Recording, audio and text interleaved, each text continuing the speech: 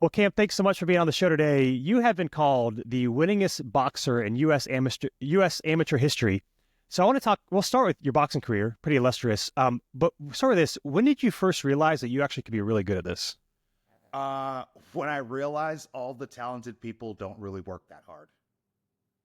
Okay, tell me I more. was I was about 16 years old. I joined the gym to deal with bullying and lose weight, gain confidence.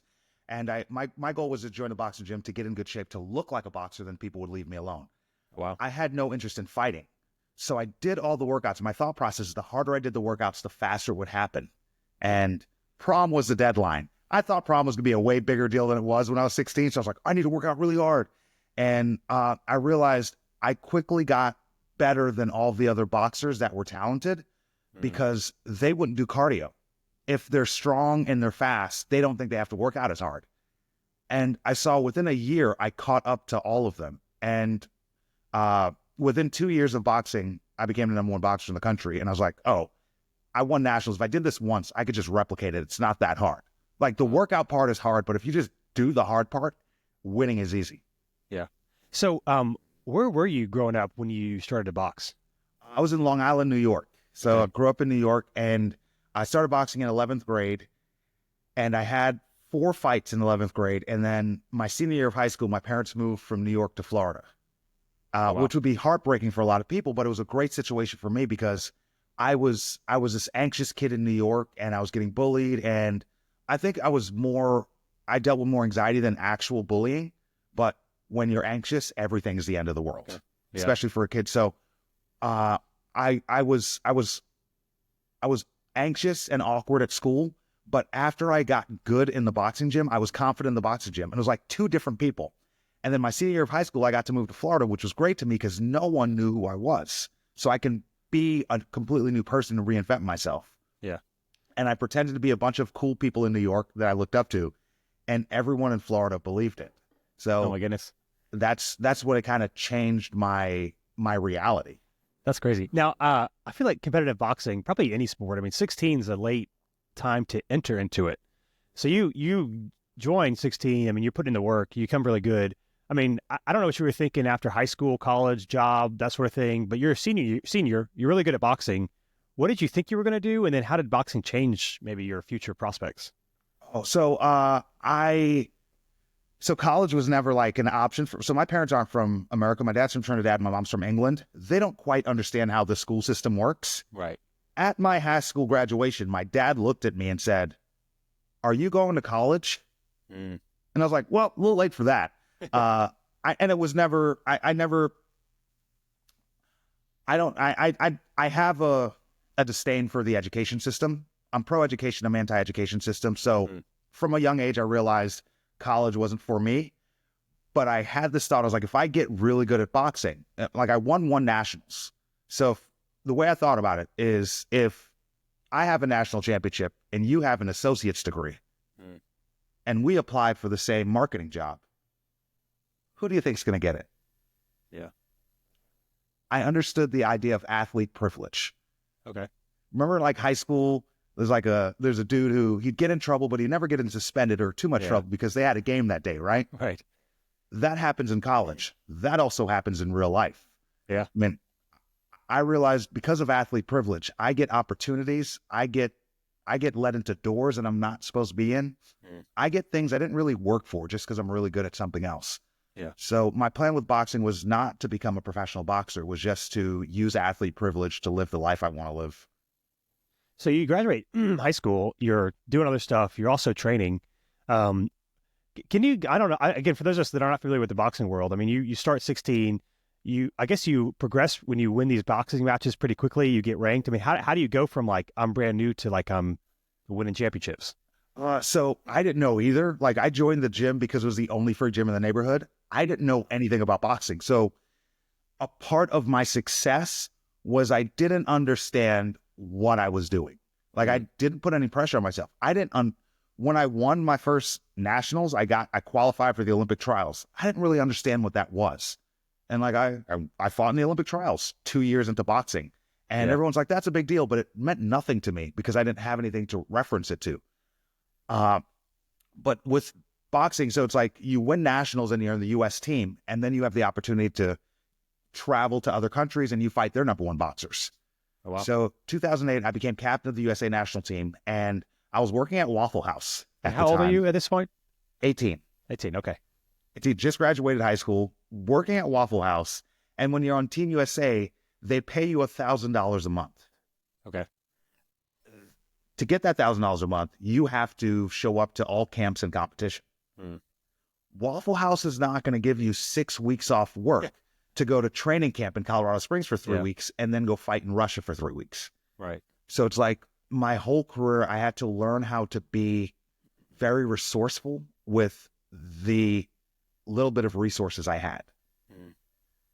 That was kind of the hardest part of it all. Yeah. So how does this work? I mean, you go to the Olympic pre-trials for the first time. You show up, you're boxing. Like, what do you think is going to happen as a result of all this? I thought I would win nationals. This was 2008, so keep that in mind. Yeah. I thought I would win nationals. Someone would see me and be like, this kid's got talent. And they would give me my own TV show.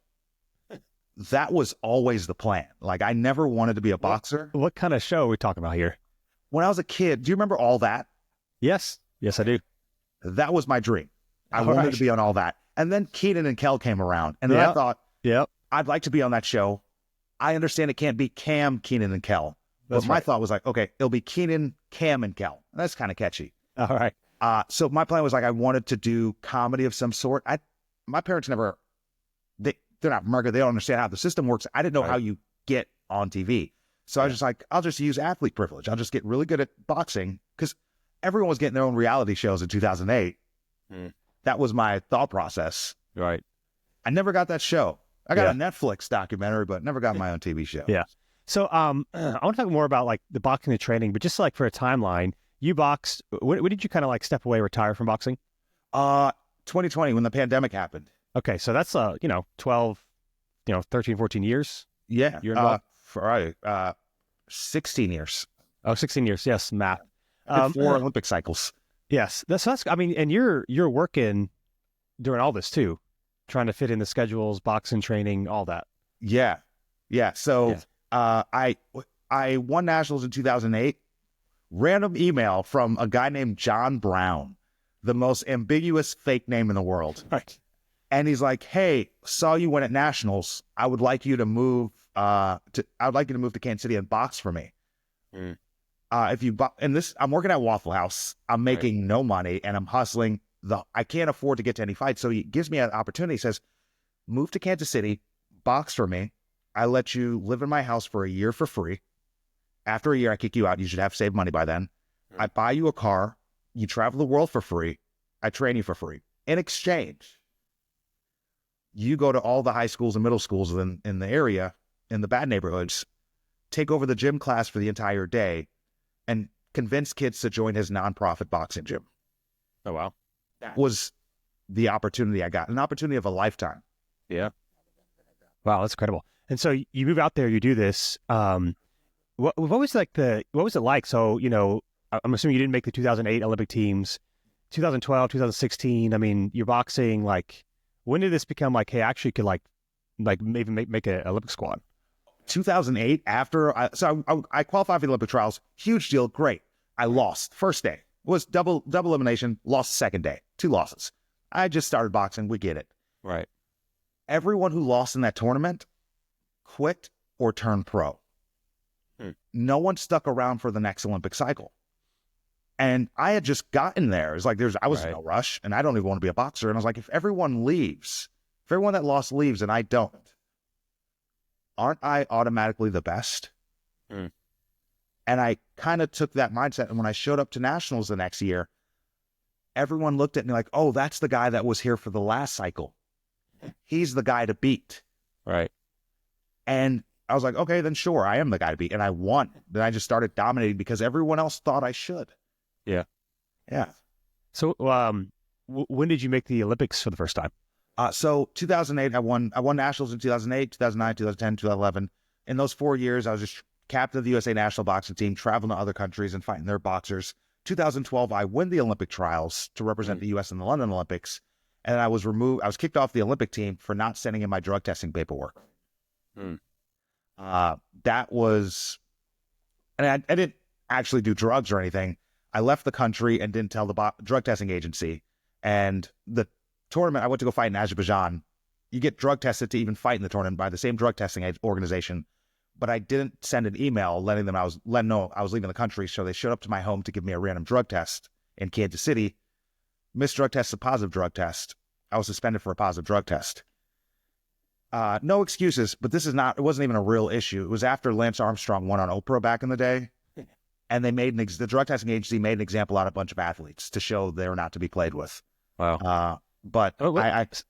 What was that like for you? I mean, you didn't do anything wrong, and then you get this dream taken away from you. Bro, it sucked. Yeah. First thing is like, also before this, I was like so I wasn't very confident in high school. And then the pendulum had swung. Like travel around the world, fighting, Right. winning all the time. I was feeling myself.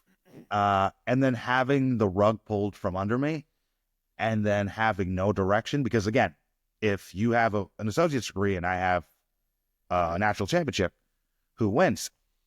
2012, that's when I realized once boxing was taken from me, I had nothing. And I see that as the greatest downside to identifying as an athlete. Yeah. After 35, you're done anyway. War. Yeah. Yeah. I mean, like the day you found out you obviously weren't home. You got the positive drug test because you didn't take it. Like, what was your first thought? I showed up to a tournament to fight. And they're like, you're not supposed to be fighting. I was like, why? Like, didn't you get suspended? And I was like, no. Wow. So I travel 300 days a year for boxing. I don't go home to check my mail. So they sent mail saying I was suspended, and I was still traveling in boxing because I travel so much. Right. It's almost impossible to tell them where I'm going to be at all times. And I showed up to a tournament to fight, and they're like, you can't fight. And that's when I found out. And there's not a mechanism. I mean, I guess you said you should have known better, but it seems like people in your circles traveling all the time. It's hard to know like where you're supposed to be when. Yeah. And the thing is, again, it wasn't a real issue until Lance Armstrong won Oprah. Okay. Yeah. And after I got suspended, and there's no proof that I did anything, there's no suspicion I did anything. After I returned to boxing, I became the athlete rep on the drug testing organization USADA to speak up on behalf of the athletes because I think it was complete BS what happened to me. Right. And I didn't want that to happen to other athletes. Yeah. So I was on the board for, I believe, 4 years, and I was the athlete rep on the boxing Olympic committee for another, I believe, 8 years. I mean, Olympics once every 4 years. After this happens, like why stick with it? I mean, you already waited 1 4-year cycle, and then you get suspended. Like why keep doing it? That's a great question. I could have. So I want to tell you, I was dead broke. Yeah.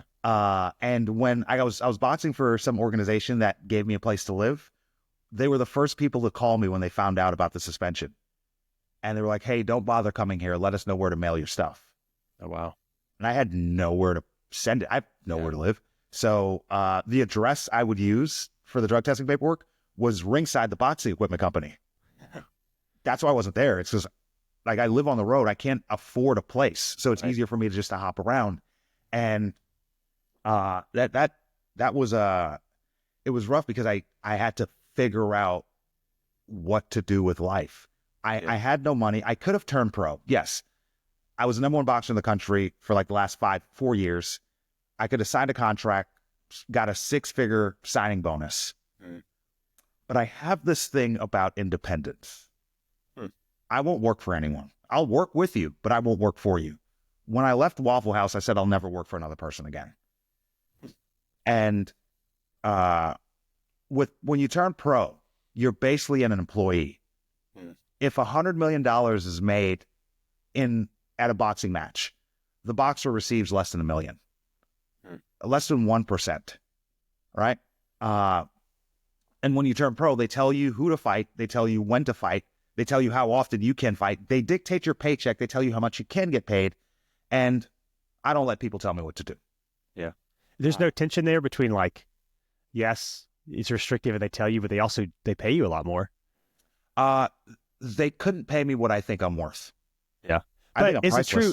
But is it true though, as an amateur boxer, you're not really getting paid what you're worth, Oh, yeah. even less? I'm getting paid $12,000 a year. And Yeah. at the time, poverty was $12,149. I kept up with it. So I made less than poverty for 10 years.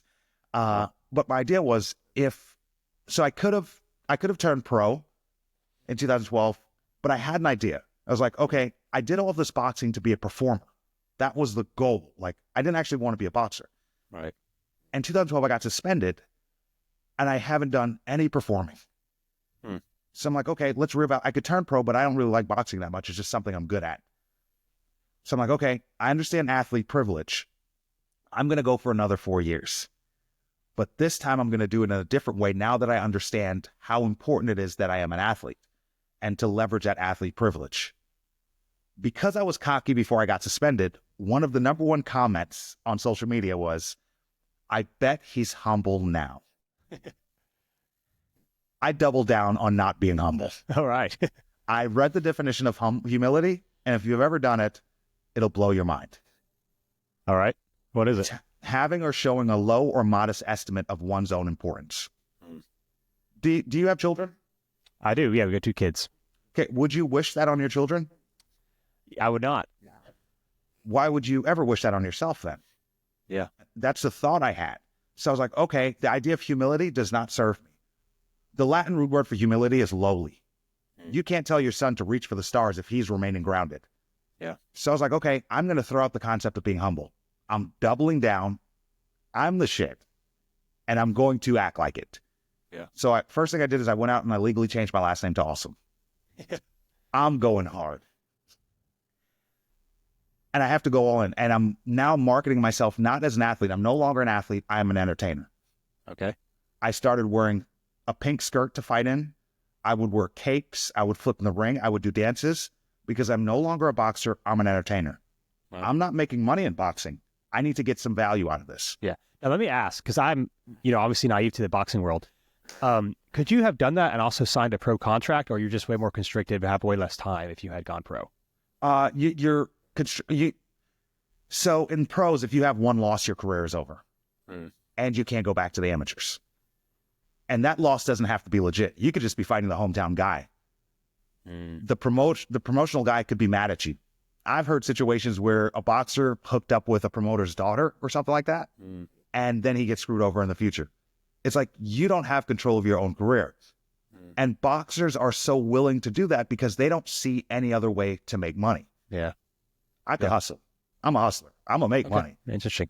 Yeah. So that was but the thing is, I had to bet on myself. Yeah. And like, when I say I was broke doing this, I started personal training. I would do boxing fitness sessions. The Ringside, the boxing equipment company, they had a studio where they would take pictures of their equipment. So it was a room with all this brand new equipment. And I asked my coach, who owns the company, I'm like, hey, can I do boxing fitness training in there? And I got on Craigslist. I would find 4 people for an hour, $25 each. I was making $100 an hour. So that's how I was paying my rent. And then I started doing stand-up comedy during that time because I was like, I want to be a performer, right? Right. And I haven't done any performing. So I started hitting open mics, getting good at comedy.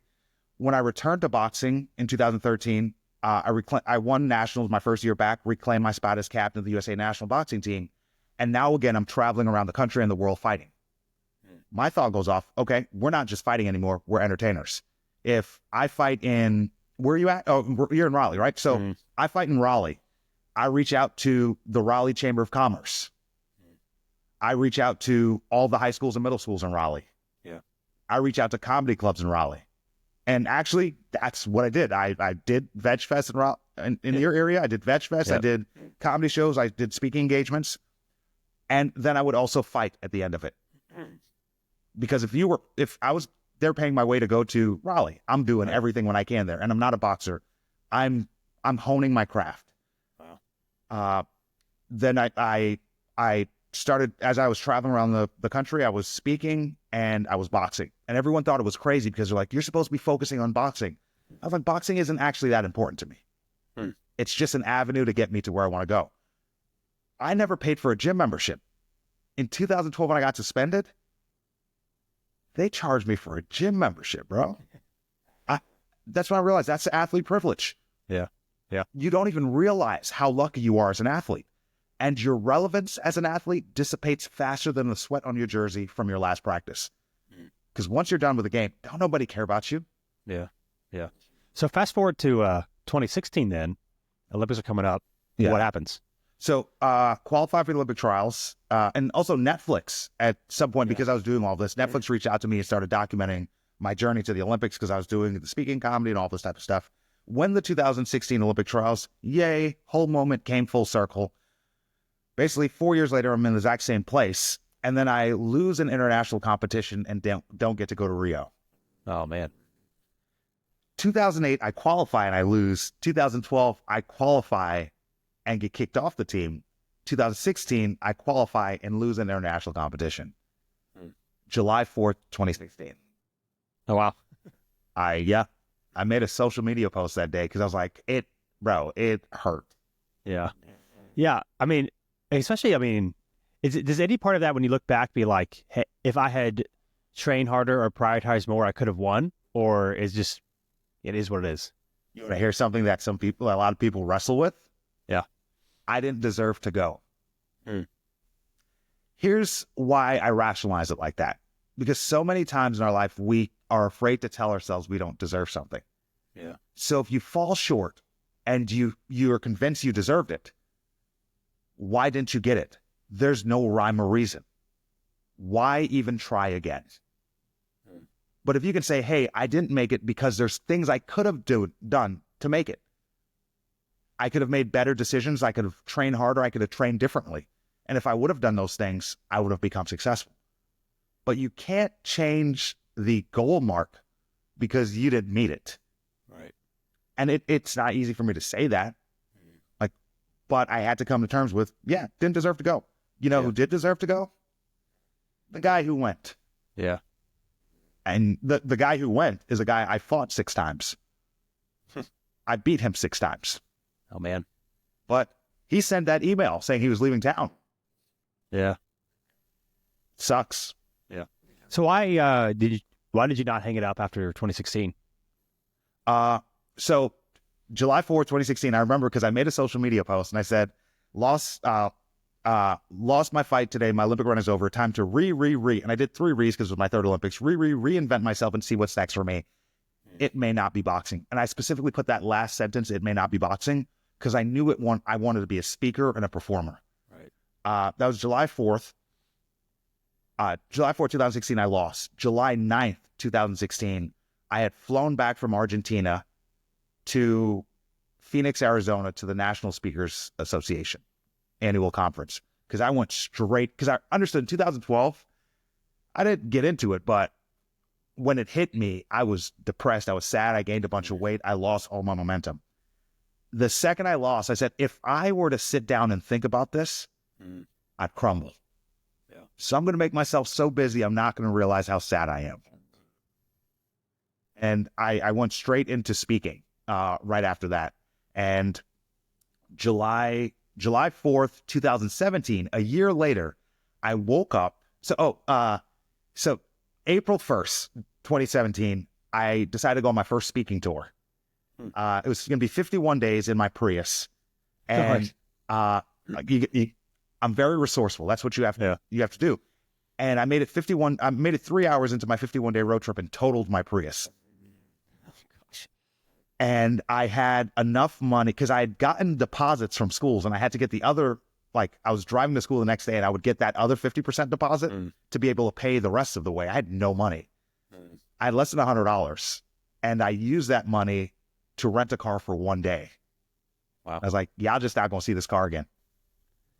Because I'd already accepted deposits. So there's no reason for me to stop. So I continued my tour and I'm now trying to book more schools because the cars, I didn't account for the cost of the car. So I'm starting to dig myself in a hole. So I start booking schools on the weekends, trying to book more things and stay busy. I made it to San Francisco. I got to Florida, then I ended up in San Diego. And my friend was like, you totaled your car, you're going to get insurance money. You should buy a van and live down by the river. And I was like, I don't get it. And I Google it, Saturday Night Live sketch, Chris Farley, motivational speaker, lives in a van down by the river, eats government cheese. A light bulb went off my head. I didn't know people could live in vans.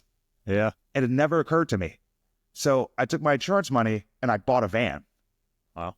And I lived in that van for 3 years while I was traveling around the country, speaking at high schools, middle schools, doing comedy shows and vegan festivals, because my goal was to be a performer. I was going to get good at performing. Wow. That's incredible. Now, you mentioned boxing ended about 2020 for you. Yeah. So I was going to retire in 2016. Yeah. And then I went to, because in Kansas City, if I ever have something to talk about on the news, I just text one of the few news anchors in my phone and like, yeah, show up on Wednesday. When I wasn't boxing anymore, they wouldn't let me on as easy. Oh, wow. So like 2017, I'm like, screw it. I just went out and won nationals again. So it's like, okay, I'll just dedicate 2 months, get in shape, win nationals. Also, when you win nationals, you get $1,000 a month. That money's great. Also, you get health insurance because America is the Hunger Games. To get health insurance, you have to fight for it. Yeah. Wow. So, because I want to talk about the speaking stuff. I guess to finish out the boxing career portion, what ultimately led you to kind of hang out, in 2020? So traveling around, speaking at all the schools, living in the van, the number one question I would get from students was, are you trying out for the 2020 games? And how am I going to stand in front of thousands of students telling them they should go and do everything they say they're going to do, and I'm not doing it? So it's like, okay, looks like I got to do it. I'm healthy. There's no reason why I can't. I just live in a van. Laundry was just very difficult in the van, but I was like, okay, started training for the Olympics. I went to sign up for Team USA, and they're like, you can't sign up. We want you here at all times. And I'm like, I can't be here. I have gigs booked. I have a business. They want me to live at the Olympic Training Center in Colorado Springs. I'm like, I can't. So, and I'm literally captain of the team. So my dad's from Trinidad. I flew to my dad's home country. I learned about his country, learned about his culture, filed for citizenship, became a dual citizen, fought and won their Olympic trials in Trinidad. Wow. Came back to the U.S. I'm living in a van, speaking at schools, and then the pandemic happens. And because Trinidad's an island, they didn't send a team. So that's how I lost that chance to go to the Olympics. Yeah. So 2008, lost. 2012, won, got suspended. 2016, won, but didn't qualify. 2020, won, but Trinidad didn't send a team. Wow. I mean, just, that's 8, 12. I mean, that's 4 Olympics that were close, that never got there. When you think back, do you regret it? Is it hard for you, or have you made peace with it? Oh, yeah. Oh, I made the whole, actually, the underlining thing about this all is I wanted financial security. That's why I did all of this. Yeah. It's like, I understood I wasn't good in school, and constantly I was told, you're never going to be successful in life. And they don't say it outright in school, but they do compliment the bright kids, and they say, oh, you're going to be great in life. You're doing great in school. So what does it mean for the kids who aren't doing great? You think I'm just going to have a crap life? And I constantly heard that. And every 5 weeks I got a report card saying, oh, don't forget, you're stupid. Yeah. And I'm like, well, this is actually how real life works. I understand. My dad owned a business. I was like, this is just, school's a place to create employees. I'm a boss. So I was like, okay, I'm just going to have to find my own creative way to make a living for myself outside of the school system, which doesn't work for my learning style. Yeah. And now I go back to schools and I let students know, your grades aren't a reflection of the success you're going to have in life. Yeah. Our valedictorian, or just your value as a human being, has your value as a human being. Our valedictorian still in our hometown. Yeah. Yeah. That's crazy. I'm doing better than her. I mean, this is boxing is very physically rigorous, and you did it for a very long time. I don't know, the average age of retirement for what is that for boxing? I know everyone knows the big mega stars, those guys are different, but the average person, when do they, what's the peak? I'd put it like this. The average boxer retires with less than 60 fights. Okay. That's a big, if a boxer has 60 fights, that's a lot. Yeah. I had 400. So how do you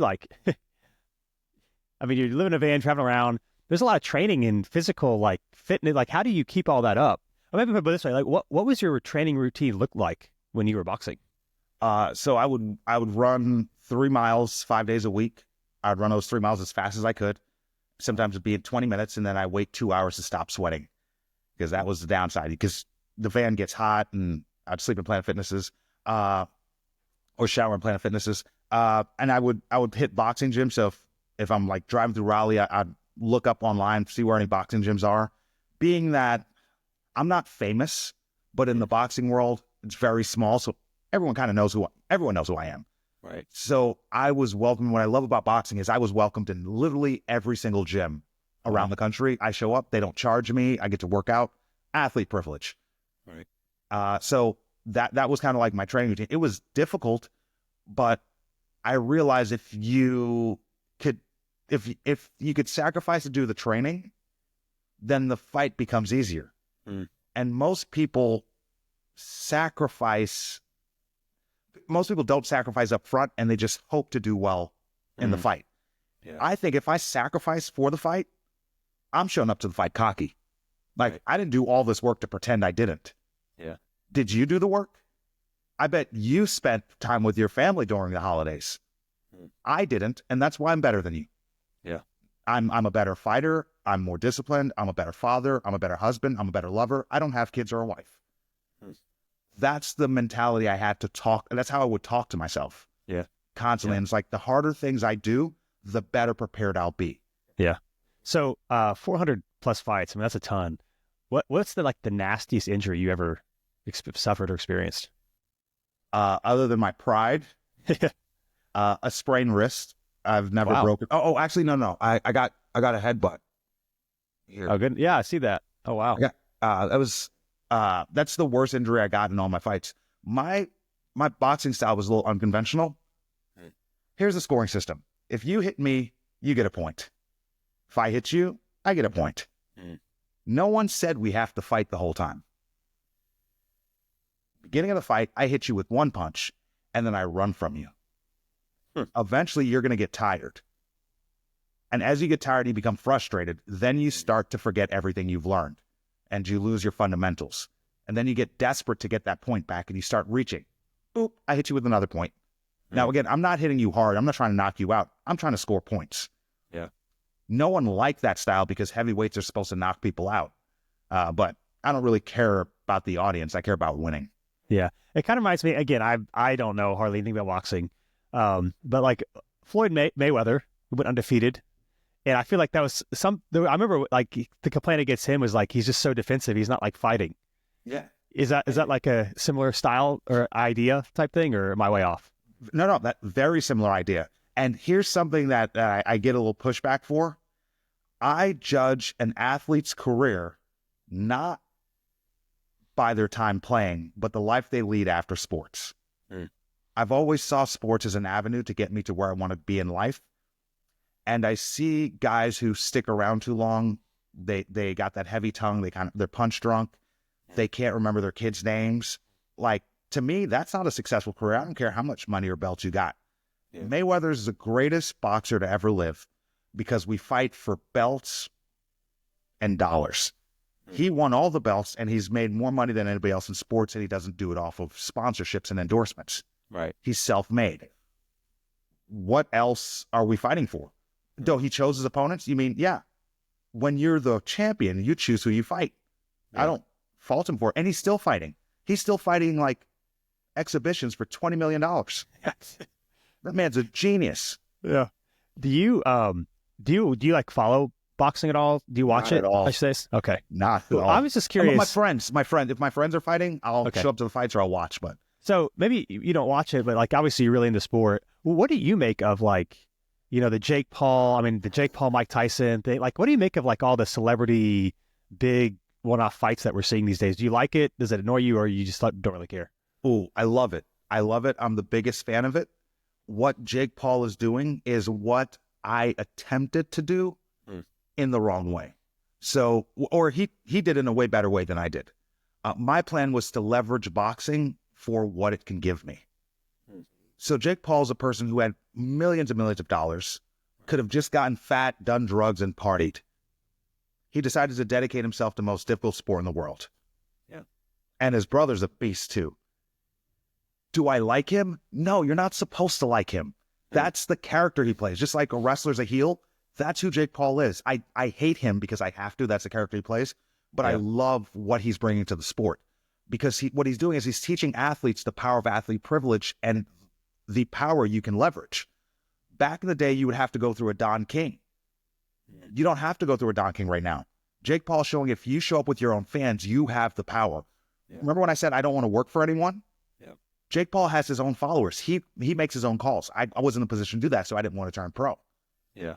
So he fights and he's making money. The highest paid female fight ever was Jake Paul versus Tyson, the undercard to that. Yeah. Those are the females fight. Highest paid female boxing match ever. They broke the record of the last one, which was Jake Paul's previous fight. Huh. So let's talk about what he's doing for women's boxing. Like huge things. And what he's doing is showing that you can make your own money in the sport your own way. Yeah. So boxers need to, of course, work out, but understand the business side of boxing. Yeah. You're a number. If I was going to make money in boxing, I'd set up the boxing ring before I was the fighter. The fighters are disposable. Yeah. There's a guy out there willing to fight twice as hard for half the money. Yeah. I can't compete with that. Yeah, that's good. Now, you mentioned a couple times, so obviously there's the training aspect to boxing. There's also like the diet, nutrition. Is being vegan in your athletic, sphere, is that unique, different? Like, how do you stay, physically at peak, such a demanding sport, with that diet? Yeah. I never really cared about diet. I was known as like the fat boxer because once I understood the scoring system, I didn't lift weights. I just did cardio and I got chubby because I needed to be big. Yeah. But if I don't need to look like a boxer, I show up in a pink skirt, I'm chubby, and I beat all these muscle up strong guys because they're not doing cardio. 2012, when I got suspended, I was very depressed. I was drinking a lot. Wasn't in a good place. And one of these clients that I met on Craigslist that I was training is like this vegan couple, Bill and Amy, and they mentioned their little vegan thing and whatever. But Bill was 44 years old and he's like vegan and he wants to have his first boxing match. And we message on Craigslist and he shows up and he's like 50 pounds overweight. He has a knee brace and he's like, he wants to have his first fight at like 45. And I'm like, what if that's what you want to do? If you believe in it, sure, that's my job to support you. And every so often he would like mention this little vegan thing, but I realized every time he came in, he was like a little bit smaller and could move a little bit better. And like after 3 months, he came in without his knee brace. And he ended up dropping like 50 or 60 pounds and having his first boxing match at 45. So, which is pretty impressive. Again, I'm not vegan. I'm drunk. As long as I'm not training, I'm drinking most of the time. I'm not very healthy. I lose a bet to them, to Bill and his wife. It was a Manny Pacquiao versus Timothy Bradley. I don't watch boxing. I didn't even watch the fight, but I got a text from them at like 11 o'clock, like, guess who's going to be vegan for 28 days? I'd lost a bet and had to do the 28-day Engine 2 vegan challenge, which I didn't understand at the time that it entailed sobriety. Oh, wow. Yeah. Which meant for the first time during my suspension, I couldn't deal with my problems with alcohol. And I'm grateful to have lost that bet because it's what got me out of my funk. It's what got me to lose. I lost 32 pounds in the 28 days. Wow. And I was like, I realized I'd become this negative person. I didn't want to be this negative person anymore, which was part of the reason why I changed my last name to Awesome, like rebranding myself and thinking about myself in a different way. And I had no interest in being vegan. I lost the bet, but I started to see abs. Vanity. So I'm not going to be vegan, but I'm going to do it a little bit longer. Okay. And it's been like 15 years now. Okay. Just a little bit longer. Yeah. I decided I was going to be vegan until I found a reason not to. Okay. Again, it wasn't for I didn't care about the animals. That's not why I did. I did it for vanity. Yeah. And then as I started doing that, I found other reasons to do it, which added to it. But abs was the primary reason. That's fascinating. Yeah. And I found a bunch of reasons why to do it, but I don't tell people how to live their life. Like if you ask me about the benefits of the diet, of the lifestyle, sure, I'll tell you, but you do what you want with your time. Yeah. And if you really want to know, you can look up online. I feel like that's anti-vegan code. You're supposed to like tell us all the ways why we should be vegan. This is here's the vegan thing. The vegan thing is a little more annoying because it's not grounded in something so cultural, but anytime someone finds something they're very passionate about, Yeah. They want to share it with the world. If you find something sure. that changed your life. So a lot of people who find Jesus like in their 30s, God forbid they find you at a party because they're just going to corner you and tell you about the power of Christ. And it's not that you don't know, but they're very passionate about it. For sure. And I love passionate people. So whether it's your diet or Jesus or conspiracy theories, if you're passionate about it, I want to hear about it. That's great. So you kind of retired from boxing in 2020. Now you're doing speaking, comedy, all that sort of thing. Maybe just catch us up to like, you don't have all the training, at least for boxing now. So like, what's the life of Kim Awesome like these days? Yeah. So the plan was to build, after I transitioned out of boxing, I was like, all right, I want to build a successful speaking business. My theory in boxing was if you have 100 boxing matches, and we're the same age and weight, right? You have 100 boxing matches. I have 3 boxing matches. And we were to fight. Who do you think would win? Hopefully the 100 boxing match guy wins. Because you have experience on your side. Right. So if you were a speaker and I was a speaker, and you've been on 100 stages and I've been on 3 stages, which one of us will be a better speaker? Right. So my thought process was, I'm going to get on more stages than anybody else and be the best speaker possible. That's why I lived in a van and I did over 200 paid engagements a year before I even transitioned into the corporate world. Because the thing is, I wanted to be undeniably good. And I am now. So because I've built my speaking business to this point, it runs itself. And what I do is I moved to Austin in July of last year just to pursue comedy. So that's what I do now. My evenings consist of open mics, joke writing, and doing shows. Wow. Because you spend a lot of time speaking at schools. Yeah. Now you're doing some more corporate stuff. You're doing the comedy thing. You're still, I guess, I don't know, fair to say, somewhat at least newer-ish in the comedy world. Do you still get nervous? Are you kind of like confident if you got your skill built up? What's it like for you going before you do a set these days?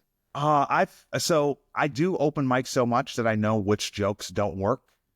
And I workshop the jokes that don't work at open mics. But when I do a joke and I know it works, I stop doing it because at shows, I know I'll do it and I feel confident. I'm like, I have like 12 jokes I know no matter what, it'll work. Yeah. And with boxing, and the greatest thing that boxing taught me was it doesn't matter what you do right if you're trying to improve. It's most important to focus on the things you're doing wrong. Because in boxing, your coach's job isn't to tell you what you're doing right. It's to fix your weaknesses so they aren't exploited during the fight. So this trained me to want feedback over praise. Yeah. If you tell me I'm doing something wrong, good. Now I know how to do it right. And it's that kind of thought process that makes me comfortable in my jokes, because if something doesn't work, I'll accept it and work on it until it does. Yeah. Yeah, that's great. I think Austin isn't like where Joe Rogan is and all his stuff. We're going to see you perform. Man, connect with him sometime. There's so many opportunities out here to perform. So in Kansas City, there's probably four or five open mics a week. On 6th Street, I perform 7 times in a night, just open mics. Oh, wow. That's so much. Yeah. Austin is somewhat oversaturated in the comedy world, and which I didn't suspect coming down here. There are a lot of comics, and there's a lot of high 22-year-olds who just drove here from like Minnesota and just going to chase their comedy dream, which I love. Yeah. But there's so many of them, it's oversaturated, so it's hard to get on. You can get on open mics here, but to do comedy shows, it's hard to get on comedy shows because there's so many comics. So what I'm doing now is I speak. I know my schedule in advance. Like I have a corporate engagement, I think like August 23rd in Indianapolis. So now I'm reaching out. I'm throwing my own comedy show in Indianapolis because I can't find anyone to put me on their own show. So finding my own show, reaching out to an animal shelter, tell them I'll donate 100% of the proceeds to them for ticket sales. Okay. They'll advertise to everyone. Yeah. The bar that I'm holding it in gets the alcohol. The animal shelter gets the door, and I get to headline. I'll reach out to 3 or 4 comics in the Indianapolis area, ask them to perform on my show.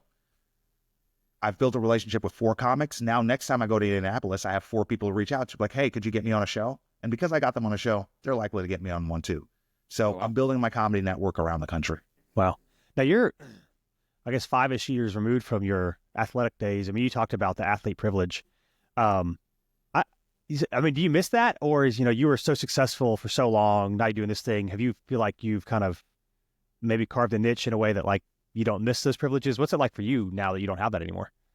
Oh, I realized a way to still have it. So if you leverage your athlete privilege towards something like speaking, like I'm sure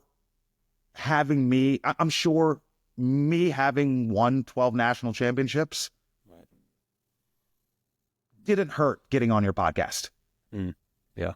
So again, some people have a bachelor's degree. I have 12 national championships.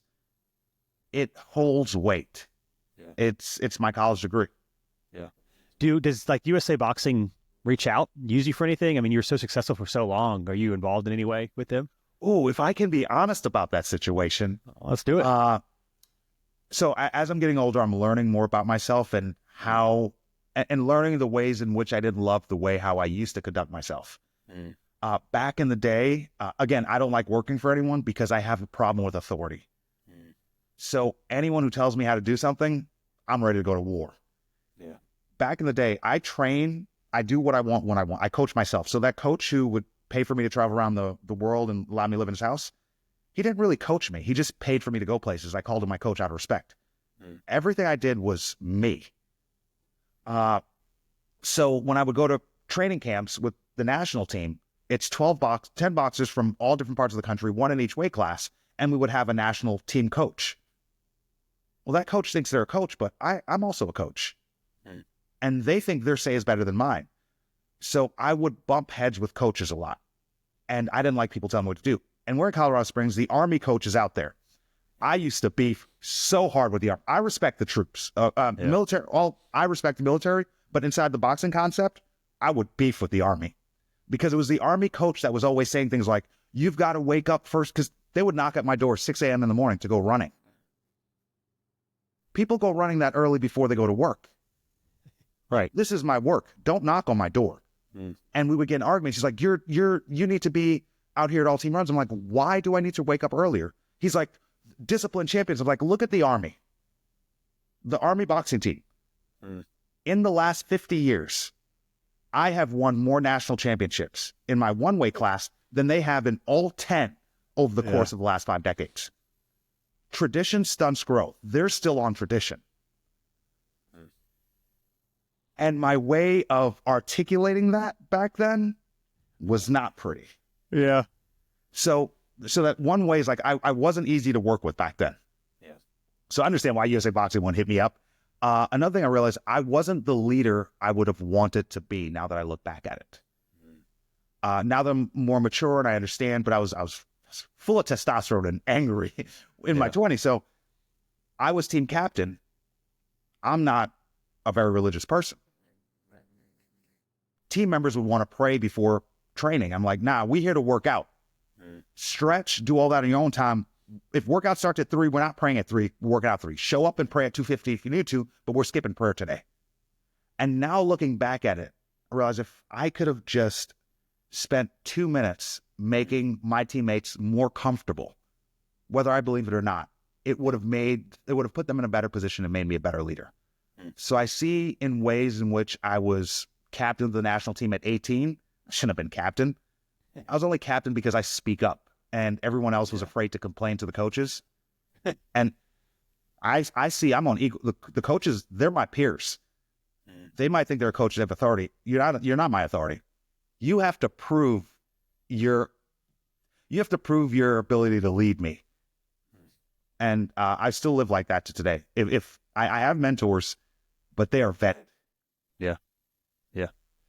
So maybe one day USA will come calling. Until then. I hope they know I've changed them a little more easier to work with, but breaking totally news. understand. I'm sure they're all listening to this show. So now that they know, the calls will be coming in. Also, if Mike Tyson is listening, I am happy you're still around, Mike Tyson. Like the crazy life Mike Tyson lived, the fact that we still have him. Yeah. It's like and that he boxed. Bro. I mean, did you watch that? You watched that, I'm assuming. Yeah, I watched that. Okay, so like, I'm not a boxer. I'm like, you see, it's Jake Paul. I know there's two. It was Jake Paul, right? Not Logan Paul. It was Jake Paul versus Mike Tyson. Paul, yeah. Did he like not go as hard because it was Mike Tyson? Could he have knocked him out or do you, or no? Uh, yeah, I think he could have. Yeah. I think he could have. But he's not stupid. It's just Right. like an evil genius is still a genius. Just because you don't like someone doesn't mean that they're stupid. You can learn from them. What he understood is he has respect and admiration. Everyone loves Mike Tyson. Yeah. He was given the opportunity to share a ring with the GOAT. Right. How would it look in 10 years if we said, oh, Mike Tyson, that was the guy who knocked out the 60-year-old?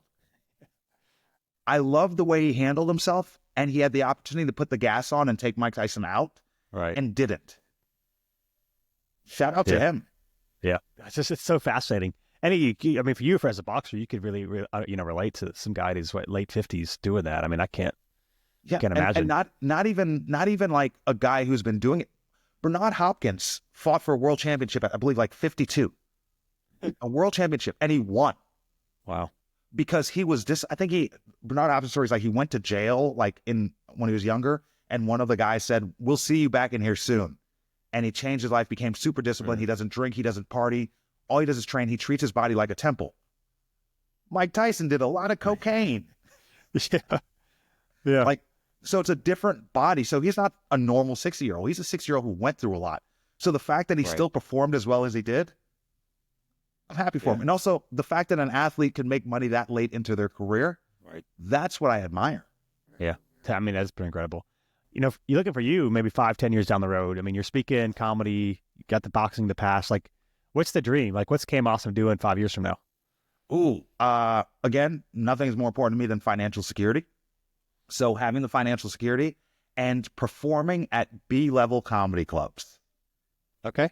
My goal, for me, what I enjoy, doing a comedy set and sitting at a diner at 2 a.m. with 3 other dudes and just shooting the shit. That is, for me, that's a cool hangout. And that's basically what I want to do. I don't care about the success or the money that comes with it. I just want to be on stages. I don't care how many tickets I sell. It's not for money. And the fact that I can have that, it makes me feel like all the work I did to get to this point was worth it. Yeah, that's crazy. Now, and also, I mean, you mentioned obviously the name change. What led you to the name Awesome? Because people thought I should be humble. And I see no value in humility. I believe humility is the cornerstone of imposter syndrome.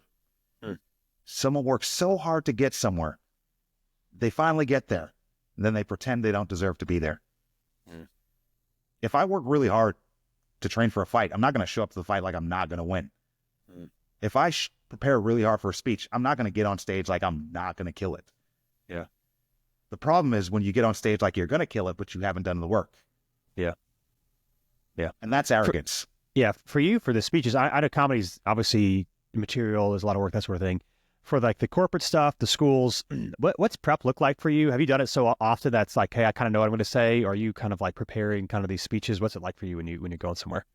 When I first started, it was difficult for me to get a whole hour. So I would do 30 minutes. I would ask the audience to ask questions, and any questions they would ask, I would add to my speech to get it bigger, to make it longer.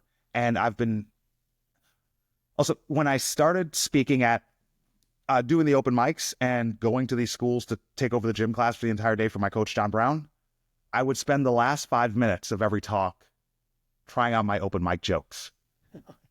And I realized the students like the last 5 minutes more than they do the first 40.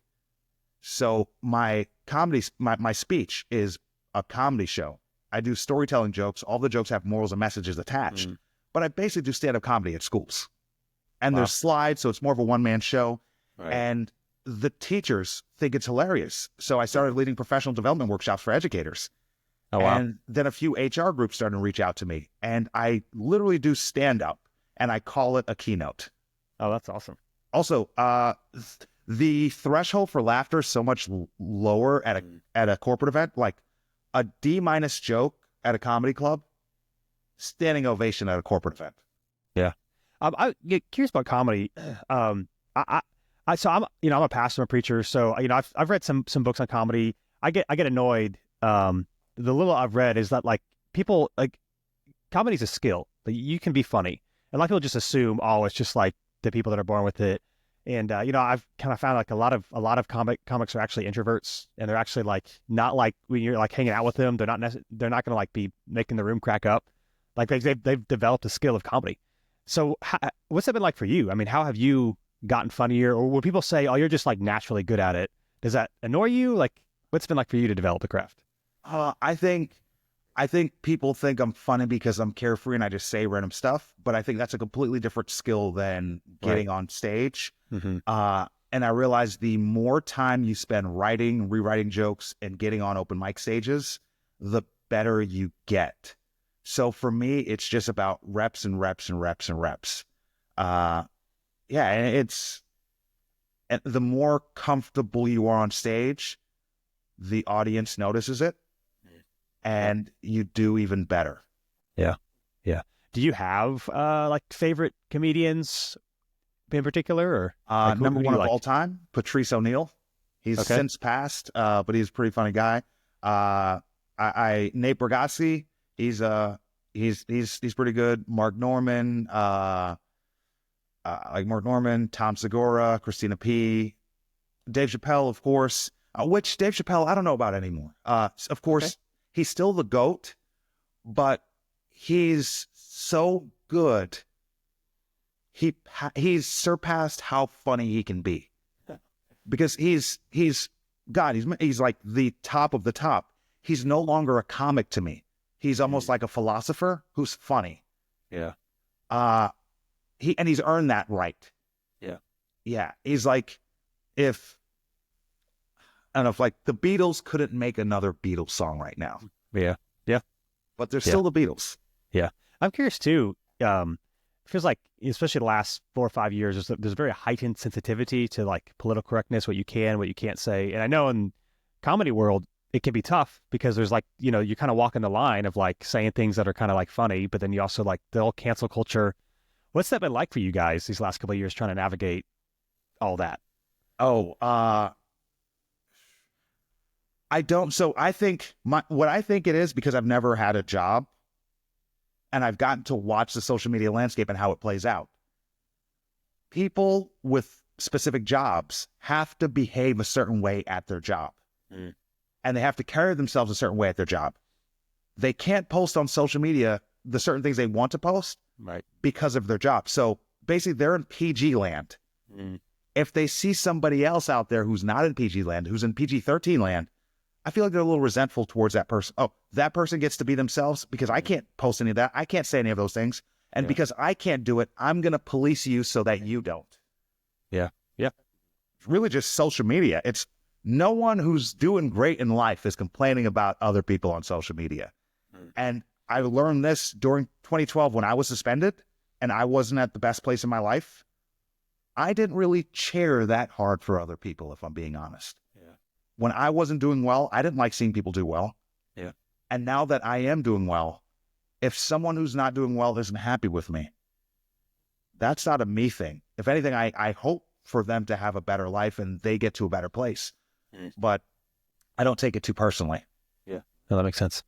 Well, Cam, this has been awesome. Uh, Intend all puns. Yes, that's right. Man, you what a crazy story, and really just transformation, boxing, sticking with it. A lot of obviously, habits, disciplines got you where you are. And man, if people want to like follow you online, learn more about what you're doing, you're an author now. Like, where can people go to find you? All the things. Yeah, you can find me at Cam F. Awesome everywhere on social media, because I'm not famous enough for anyone to try to take my name. There you go. Also, camfawesome.com. I'm a multi-time national champion heavyweight Olympic boxer and former captain of the USA national boxing team. I traveled to over 30 countries representing Team USA, and my job as captain was to find the do's and don'ts of each country, then relay the message to my teammates so we don't look like idiots in other countries. Oh, wow. Rarely did it work, but through doing that for 15 years, I learned a lot about cultural communication. So I also speak about cultural communication in the workplace, as well as resilience and the power of a positive internal dialogue. So if you're looking for a speaker, hit your boy up. Yeah. And I'll link to all that in the show notes so you guys can follow Cam, see what he's doing, continue on this journey as he makes it to these B-level comedy clubs and maybe even beyond. USA Boxing comes calling, it started here. Cam, man, thanks so much for the time and what you're doing. This has been a great conversation. Appreciate you. Thank you for having me, man.